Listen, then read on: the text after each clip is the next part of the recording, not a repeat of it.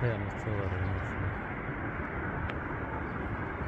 لك الصخرة يا الله، لك صخرة الحرميات.